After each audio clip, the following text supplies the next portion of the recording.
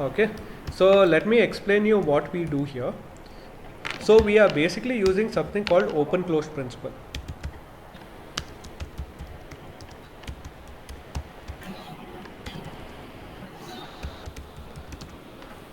Okay, what that essentially means is your code should be open for extension and closed for modification. Okay, so there is something called solid principles. Just take a look at this. Solid in the sense not just solid, it's basically single responsibility, open closed, interface segregation, Leskow's substitution principle, and dependency injection. Okay, so I'll just ping you guys, just go through this. We'll cover this in some later part. So what essentially happens is uh, we are using something called repository pattern. Okay, in the repository pattern we basically have this repository. Okay, so if you look at this repository class, it basically has like around 3 methods. I think these 3 methods are good for us to do everything. So you have execute method. This is used usually for whenever you want to create data or update data. Then you have find method, that is used to find a list of objects from database.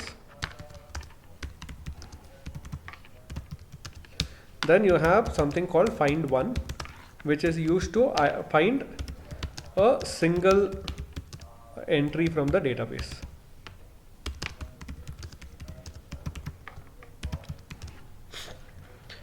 Okay, now what we are basically doing is we are telling, so usually many of the repository patterns, right, will usually go from the perspective dot user dot user repository will be there,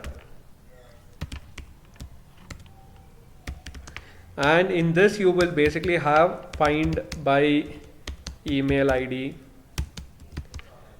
where you'll basically pass the email ID, or find by ID, where you pass the ID. You basically have such kind of methods. But what we have done is we have basically converted this into repository. Since we have only these methods, right, we are basically passing certain things that is generic. So we are basically telling db.execute will always take an object of class query. Okay. What does that mean? See, JavaScript unfortunately does not provide constructs such as interfaces, or you know what interfaces are? Interface or Yeah, abstract class, like implementation is not there. Yeah. right? So let me just close this 1 second. So it does not have something called interfaces or abstract class. So we cannot mandate a class to implement certain functionality. Okay, but by default, right, if you look at all our queries, one of the important thing is this get method, right? Yeah. So Yeah. every query should have this get method, and what we are basically telling is you can basically create as many queries as you want. Say for example, right now what have you done? You have created create user query, get user query, etc., right? Yeah. If you go to your API, we are basically telling db.execute new create user query, right? So Yeah. this repository class will always have only these 3 methods. We are not going to add extra methods. So it is closed for modification. And the reason it is important for us to keep certain classes closed is whenever you make changes in a classes, right, there is a potential that you will introduce bugs. Is that correct? Yeah. Any class, let me say this class only, right? I make some change, whatever change, right? There is a possibility that I'm going to introduce bug, right? So Yeah. usually the whole point is whenever you create a class or whenever you create a functionality, right? Let me just not tell class. That functionality should not change, okay? But of course, as a software, right, we need to keep adding newer and newer functionalities, correct? Obviously, things will keep changing. In order to accommodate that, we make this extensible. So now if I see db.execute, right, it can take whatever query you want. Today it is this. Tomorrow I can basically tell update user query, right? And day after tomorrow it can be create product query. It doesn't matter. But the DB class itself is not changing. We are making it extensible by creating multiple query classes, right? So what we are basically telling here is your API will include this repository class, that is DB class. Using this DB class, you can execute whatever query you want. And how does it execute these queries? It is using some simple patterns. So if you look at this, any of your query, right? This is your SQLized query, correct? So you have model, user, create. It is a simple SQLized query. Now if I go to repository, right? All that it is doing is, it is this create, right? You know what create returns? It returns a promise. Correct. So in your execute, all I'm doing is I'm expecting the get method to return me a promise. Whenever that promise gets resolved, I am basically returning result.ok. And whenever there is an error, I'm basically resolving result.error. So this way I'm handling all the exception in one place, and also I'm basically making this a repository pattern of 3 methods. Okay. So in any of your APIs, right, you can basically include this repository class and execute any query that you want. It will return, the final return of this is, what is the return type of this guy? Promise. Uh, No, here. of db.execute await, what is the return type? What does it resolve? Result. Sorry? Result. Correct. Result. So everything gets resolved into result, and that result can be passed into respond, and that respond will return back the structured response back to whichever client is calling this API. Did this clarify your doubt? Yeah. And Ahrar, in that, is this clear? Whatever we spoke till now? Yep. Yep. Okay. Yeah, Sai, go ahead.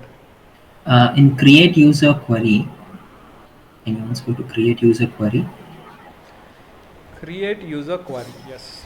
Yeah, this required models, from where it is getting this models. So this models is nothing but this is SQLized models. SQL. Okay, it is an NPM package. Correct. So SQLize, whenever you tell require model, right? If you go to models, we are basically registering these models. If you look at this model.export, you're registering these models. Okay. Okay. And whenever you want to access that models, you can basically do require.models. This will give you this models class. Using the models, you can basically tell user and create. And where will it get user? Because you're exporting this user over here, right? Return user you're doing, you're exporting the user. So you can basically do models.user.create. Can you go back to previous file? Export. User file, yes. Yeah. Here, SQLize and data types we are passing in as from where we are actually calling this, like this, how we are passing it, those two. So you have this index.js, right? This is the one which is going to do all these things. So if you look at this, it is basically telling line number 19. It is basically telling this directory, the current directory, In this, load all the .js file. Get me all the .js file and each of the file that is there in this folder. Which folder I'm talking about? This models folder. I'm telling require this into the path. Okay. So when it is same as you doing require ./user. Instead of doing this manually, what this fellow is doing is within this folder, give me all the files where the file name ends with .js, and each of this file has been required over here. Okay. Is that clear? Yeah, clear. So it's just made your life little easy. Instead of going and requiring all the files, it is doing it in one go. Okay. Did that clear your questions? Yeah. Okay. So now what I want you guys to do is this. You have user, right? What Yeah. are the things that you have done? Create user you have done. Now I want you to create address for the user. Okay. Okay. And whenever I tell get user, you should basically get user along with the address. Okay. Okay. So now what I want you to do is the URL should be users/id1. Let us say this is the user for whom I'm creating the address. I need to be able to create addresses. Okay. You remember the nested route? Yes. Yeah. Using this route, I want you to create address for this user, and this will be a post method. And then whenever I do get/users, it will basically give me /user/1. It will give me that particular user. Let us say if the user is Sai, it will give me Sai, and it will give me in the addresses, it will give me an array of addresses. That is, Sai, where do you stay? So, Vizag. City will be Vizag, and let's say street will be something. Right? Now if I create one more address, it should basically give me two addresses for Sai. Okay. Right? So this will be get user. This is when you will basically get all And- the addresses. And that one is that like unique ID for the like ID whatever unique ID is then a serial number. Is that the one? One is the ID of Sai. Okay. And similarly, when I do /user/1/addresses, right? When I do this, it should only give me the addresses for Sai. So instead of returning back detail of Sai, it should basically give me only the addresses of Sai. Okay. Is this clear? Okay. And when I basically do let's say address ID is 1, 2, then it should give me, let us say this ID is 2, ID of this address is 2, ID of this address is 3. If I basically do 2, it should just give me this particular address. Okay. And if I basically do 3, then it should give me the other address. You guys got it? Yes. I have one question. Ha. See, like in the database, there are 3 field defines, and I want to add the extra field. So, do I need to delete that table, or No. You have can to we run add the, that? you have to create one more migration where you will tell modify the tables. Modify that? Okay. So you have create table, right? Similarly, there is Yeah. update table is also there. Okay. Okay. So using that update table, you can add any new columns that you want. But for that, see, Oh, one thing that you guys have to remember is once you create this migration and run it, you should never go back and modify this migration. Okay, this is like immutable. You guys know what immutable is? Immutability is?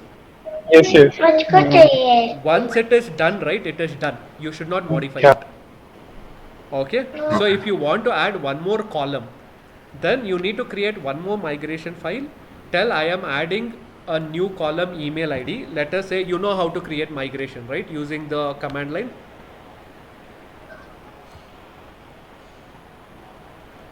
We haven't done it till now, but I've seen the documentation. Yeah, just go through SQLize how to create migrations. So you go here, you can create the migration file using this. This creates the model. It creates model and the migration file. But if you just want to create a migration file, then you can just do this. Okay. Okay.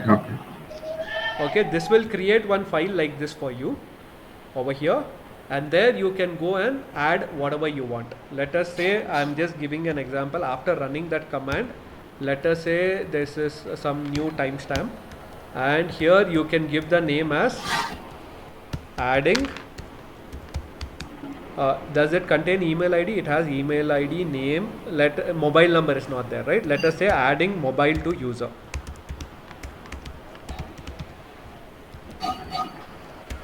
You can create this, and over here it will basically be the same as this. Only thing is, I think it will be update table.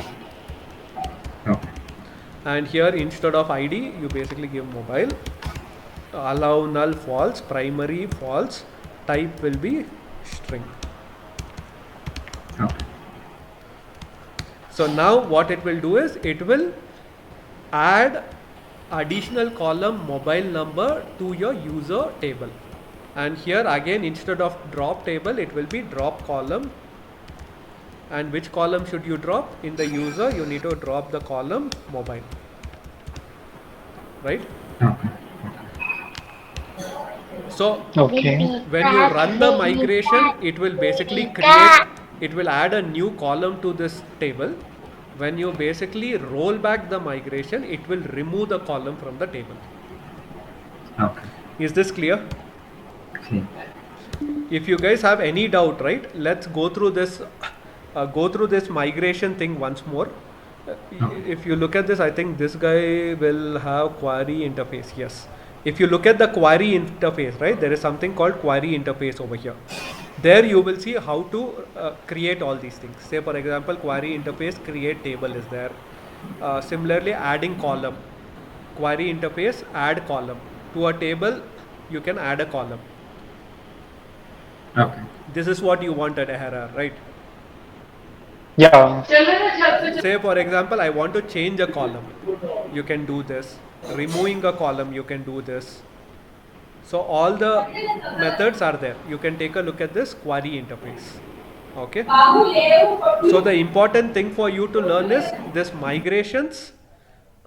Go through this migration, how to create the migration, and then use the query interface in order to modify your tables. Either you can create the tables, update the tables, remove columns, add columns, delete tables, whatever you want you can do. Okay. Is that clear? Yeah. Yes, sir. Cool. Any other thing? No, nothing else.